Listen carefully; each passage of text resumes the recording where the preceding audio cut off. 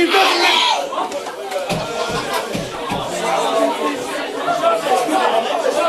live... Do you all live in this flat, boys? It's not good enough, is it? Folks, listen in! You are the future of this Listen country, and you are messing it right Anybody up. who does not live in this flat is going to step outside one by one. Have your ID ready. I'm going to be taking details, course name, address of every individual in this flat who is currently in breach of COVID regulations. All of those will be passed on to the university along with,